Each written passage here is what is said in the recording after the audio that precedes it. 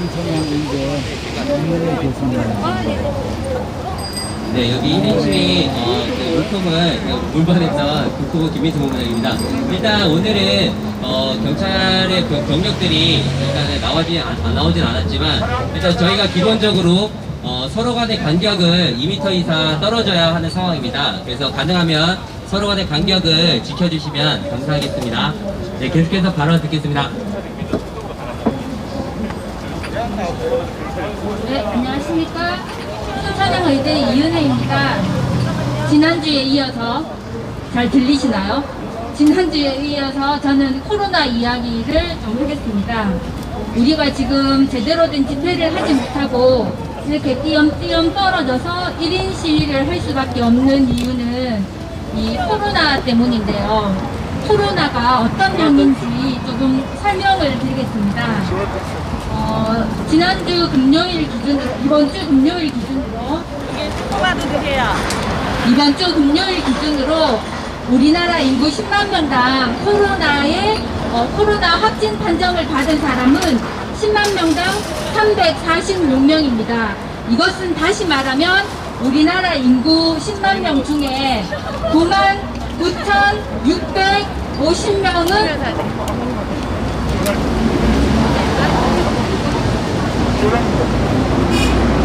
우리나라 인구 중에 인구 10만 명 기준으로 99,650명은 코로나에 안 걸렸고요.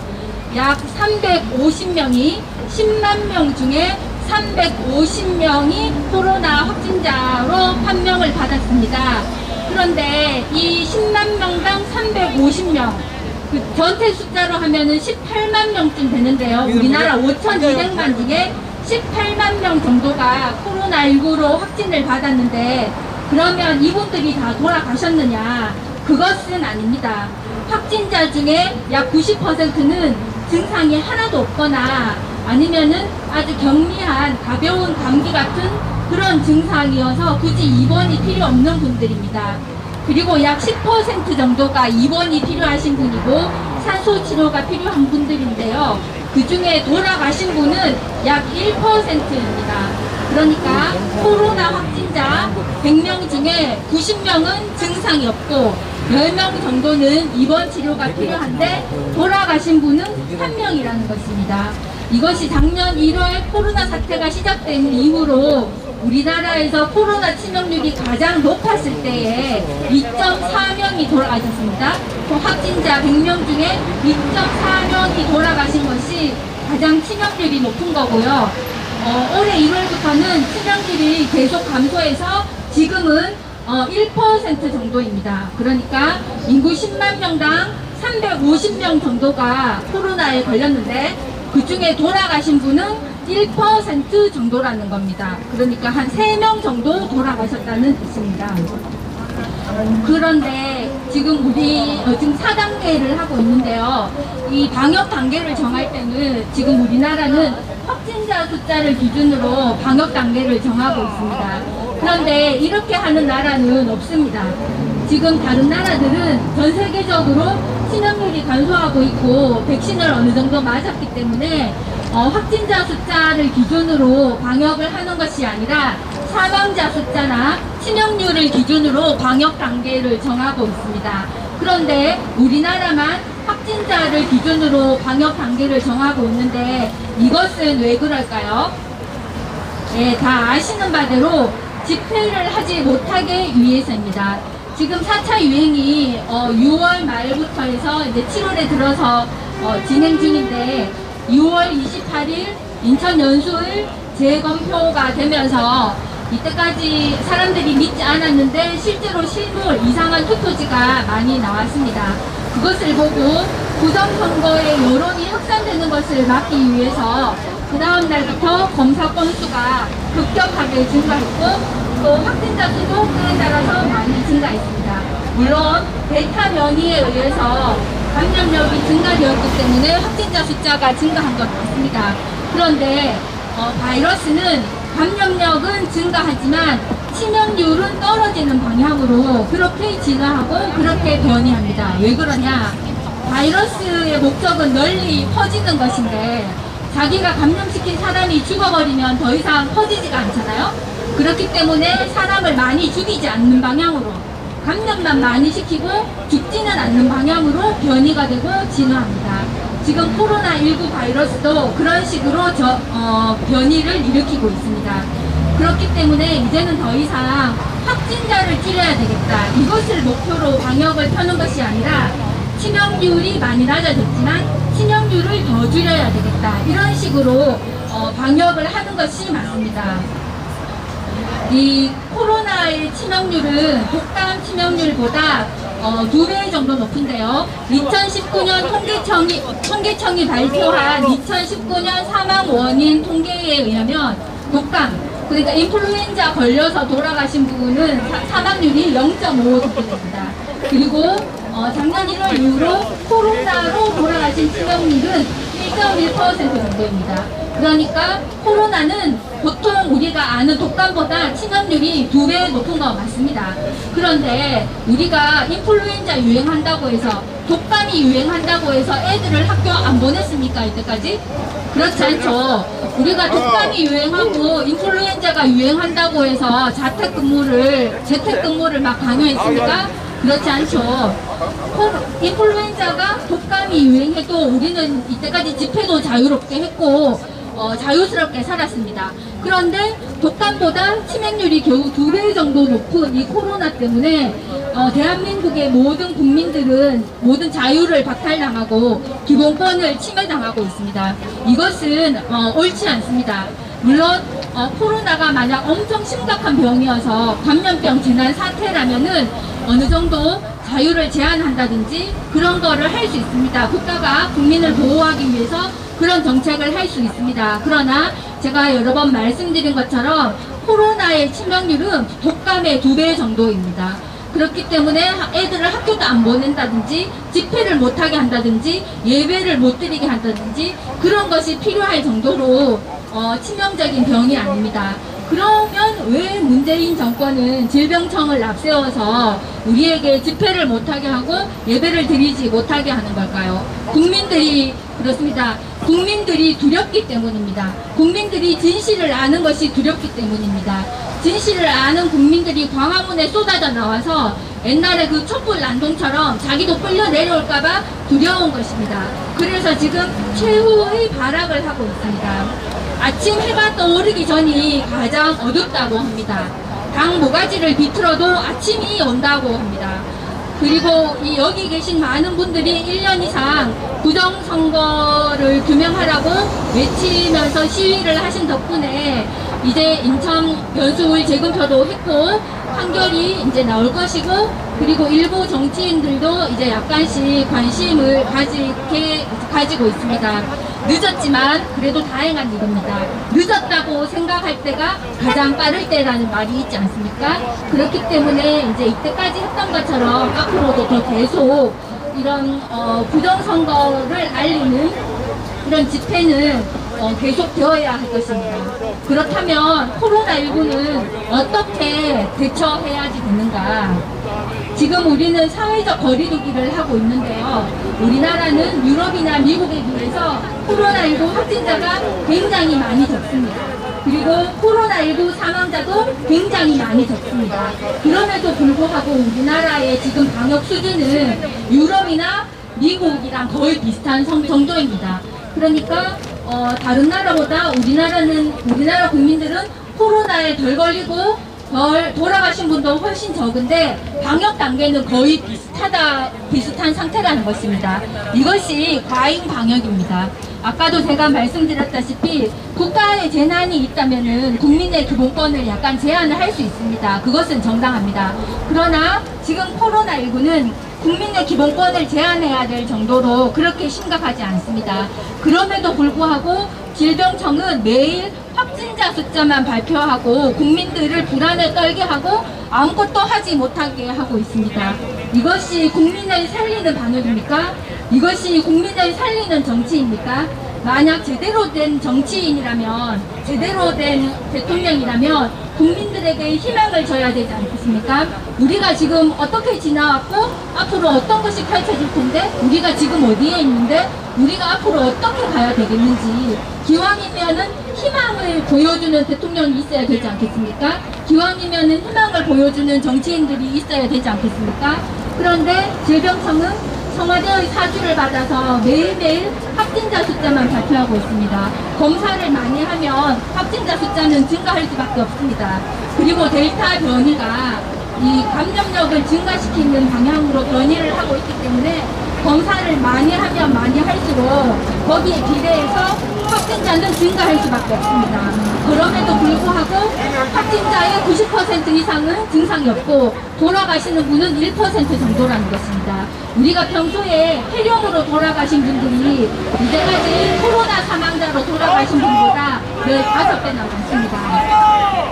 폐렴은 노인 연령층에서 사망 원인으로 세 번째 사망 원인인데요. 그래서 이때까지 국가가 매년 9월 정도에 폐렴 예방 접종을 했습니다. 그런데 코로나 사망자는 폐렴 사망자의 15분의 1밖에 안 되기 때문에 노인이라든지 고위험군을 대상으로 백신 접종하는 것, 그 정도만 해도 충분한 것입니다. 그리고 자살 사망자가 하루에 자살로 돌아가시는 분이 코로나로 사망하시는 분들보다 7배나 많습니다.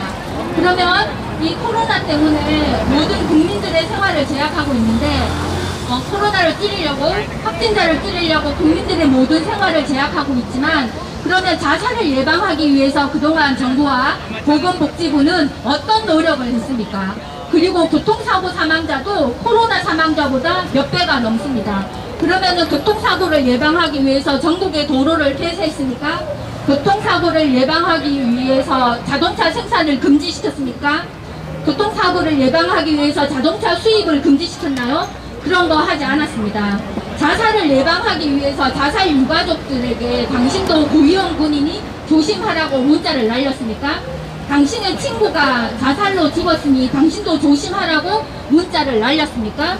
자살 예방 캠페인을 제대로 한 적이 있습니까? 우리가 이때까지 해왔던 거는 그 인플루엔자 백신 준 거, 폐렴 백신 준 거 그 정도밖에 하지 않았습니다. 그렇기 때문에 코로나도 고위험군을 위주로 백신 접종하는 정도로 충분합니다. 그리고 사회적 거리두기, 락다운이 아니라 애들을 학교 보내고 제대로 직장에서 일을 하고 이런 식으로 사회적 거리두기가 아니라 개인적 거리두기로 충분합니다. 개인적 거리두기는 마스크와 손위생을 철저히 하는 것입니다. 작년 시절에 그러니까 2020년 겨울에서 2021년 초에 인플루엔자, 그러니까 독감이 엄청 많이 줄었는데요. 그거는 독감 환자를 코로나 환자로 변신시켜서 그런 것이 아니라 우리가 마스크를 열심히 썼기 때문에 독감 환자가 줄은 것입니다. 그것처럼 독감도 비말로 감염되고 코로나도 비말로 감염됩니다. 비말은 무거워서 1m 정도밖에 날아가지 못합니다. 그렇기 때문에 마스크를 쓰면 비말로 감염되는 것을 막을 수 있고 2m 정도 거리두기를 하면은 비말이 무거워서 날아가지 못합니다. 그렇기 때문에 이제는 더 이상 집단적인 사회적 거리두기가 아니라 개인 수준의 개인적 거리두기, 마스크와 손위생으로 충분하다고 할 수 있습니다. 그리고 애들을 학교에 보내야 됩니다. 애들이 학교에 안 간 지가 1년 반이 넘었습니다. 지금 애들은 대한민국을 책임질 미래 세대인데 걔들이 1년 반, 2년 동안 학교를 안 간다고 생각을 해봅시다. 그러면 이 코로나 사태가 중단되었을 때 2년 만에 걔들이 학교에 갔는데 제대로 책상에 앉아서 공부를 할 수 있을까요? 낙오되는 학생들이 천지빛깔이가 될 것입니다. 그러면은 학력 격차가 생기고 교육 격차가 생길 수밖에 없습니다. 그리고 지금 집에 엄마가 집에 전업주부로 있는 집은 애들이 온라인 수업을 하는지 안 하는지 옆에서 지켜볼 수 있지만 맞벌이를 해야 되는 집은 애 혼자 집에서 그 컴퓨터로 온라인 수업을 들어야 되는데 다 옆으로 빠져서 게임을 하고 있겠죠. 우리도 핸드폰 들고 게임하느라 정신없는데 10대에 있는 애들이 얼마나 게임에 유혹이 강하겠습니까? 그렇기 때문에 애들을 학교에 보내야 합니다. 그리고 10대, 20대는 코로나에 걸려도 사망자가 없습니다. 그렇기 때문에 애들을 공부를 시켜야 되고요. 공부를 열심히 시켜서 시험 성적대로 대학을 가야 됩니다. 그렇게 해야 우리나라의 미래가 있는 것입니다. 팽팽 놀다가 엄마 찬스, 아빠 찬스 써서 대학에 가는 것이 공정한 것입니까? 그렇지 않습니다. 열심히 공부해서 실력대로 대학을 가서 또 가서 열심히 공부하는 것이 공정한 것입니다. 그리고 집회와 예배의 자유를 허용해야지 됩니다. 식당에서 환기를 하면서 밥을 먹으라고 하잖아요. 식당은 강제 환기를 시키면서까지 영업을 허용하는데 왜 야외에서는 마스크를 쓰고 있는데도 집회를 못하게 하는 것입니까? 이것은 감염을 억제하겠다는 목적이 아니라 국민들의 입을 틀어막고 진실이 널리 퍼지지 않도록 막고자 하는 최후의 발악입니다. 그렇기 때문에 집회와 예배의 자유를 반드시 허용해야지 됩니다. 그리고 다시 한번 말하지만 백신은 고위험군 위주로 맞으면 되고요. 고위험군들도 개인의 자유의지를 선택해서 맞고 싶은 사람은 맞고 안 맞을 사람은 안 맞게 이렇게 해야지 백신을 안 맞으면은 눈치가 보여서 도저히 직장을 다닐 수가 없다. 이런 식으로 지금 공무원들, 학교 선생님들, 경찰들, 군인들이 고통을 받고 있습니다. 이것이 무슨 자유 대한민국입니까? 이것은 전체주의 사회입니다. 이런 것을 우리가 거부를 하도록 하는 것이 올바른 정치 아니겠습니까? 그리고 자유는 소중한 것입니다. 자유는 피로 산다고 하지 않습니까? 우리가 자유를 지켜야 되겠습니다. 제가 유명한 사람들의 두 가지 격언과 공정선거 캠페인을 끝으로 마무리를 하겠습니다. 여러분들도 잘 아시는 플라톤이라는 옛날 이 사람이 글이 있습니까? 아무튼 그런 엄청 유명한 철학자가 있는데요. 플라톤이 그렇게 말을 했다고 합니다. 정치를 외면한 가장 큰 대가는 가장 저질스러운 인간들에게 지배당한다는 것이다. 우리가 이때까지 정치에 무관심했기 때문에 여기까지 온 것 아닙니까? 늦었다고 생각할 때가 가장 빠른 때입니다. 지금이라도 관심을 가지고 정치를 들여다봐야 할 때입니다. 대한민국을 중국에 팔아먹을 정치인인지 공정한 선거를 추구하는 정치인인지 옥석을 가려야 합니다. 무조건 문재인을 반대한다고 해서 그 사람을 찍어주면 안 되겠죠. 문재인을 반대하는데 뒤돌아서서 대한민국을 중국에 갖다 바치는 그런 정치인은 허용해서는 안 됩니다. 그리고 두 번째로 벤자민 프랭클린이라는 미국의 대통령인 것 같은데요. 이분이 이런 말을 했습니다. 약간의 안전을 위해서 약간의 자유를 기꺼이 희생하려는 사람들은 둘 다 받을 가치가 없으며 결국 둘 다 잃게 된다. 우리는 지금 코로나로부터 약간 안전을 보장받기 위해서 엄청나게 많은 국민의 기본권을 포기를 하고 있는데요. 결국은 코로나로부터 국민을 지키지도 못했고 문재인 정권이, 그리고 우리는 자유와 인권을 제대로 지키지도 못했습니다. 우리는 이때까지 그 두 가지를 누릴 자격이 없는 부적격한 국민으로 살아온 것입니다. 그러나 지금이라도 늦지 않았습니다. 이 길을 지나시는 많은 분들도 이제 관심을 가지시고 대한민국이 중국의 속국으로 나락되지 않도록 관심을 가져야 할 것입니다. 마지막으로 공정선거 구호를 외치고 끝을 맺겠습니다. 그 전에 다른 창녕 기운다는 거 다들 아시죠? 그러면 구호를 외쳐보겠습니다. 일장기 투표지 이게 실화냐? 이게 실화냐? 이게 실화냐? 배춘리 투표지 이게 실화냐? 이게 실화냐? 배춘잎 투표지 이게 실화냐? 삐딱한 투표지 이게 실화냐? 본드 묻은 투표지 이게 실화냐? 별로붙은 투표지 이게 실화냐? 이게 실화냐? 선거는 깨끗하게, 개표는 투명하게. 선거는 공정하게, 개표는 투명하게. 선거는 공휴일에, 투표는 선거일에. 우리 모두 당일 투표, 부재자만 사전 투표. 개표는 수개표로, 개표인은 한국인만. 이상입니다. 감사합니다.